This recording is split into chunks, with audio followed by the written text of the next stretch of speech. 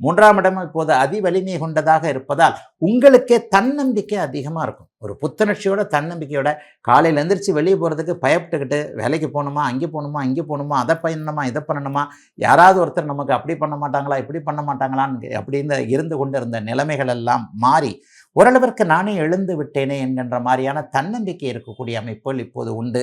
சின்ன சின்ன நெகட்டிவ் இருக்கும். அப்பாவுக்கும் நமக்கும் கருத்து வேறுபாடுகள் இருக்கும். ஏன்னு சொன்னால் அவங்களுக்கு 9ஆம் இடத்துல சனி இருக்கிறாரு.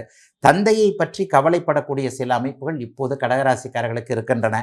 சொந்த ஊருக்கு போக முடியாத நிலைமை, சொந்த ஊர்லேருந்து வரக்கூடிய தகவல்கள் நல்லா இருக்கா இல்லாத ஒரு நிலைமைகள்லாம் இப்போது கண்டிப்பாக உண்டு.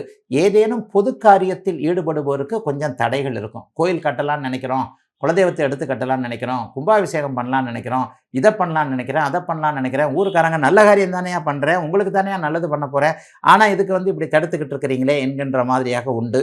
12ஆம் இடத்துல குரு இருக்கின்ற காரணத்தினால பயணங்கள் 2-3 தடவையாவது இந்த ஆவணி மாதம் வரும். அதனால கொஞ்சம் நல்லதுகள் நடக்கும்.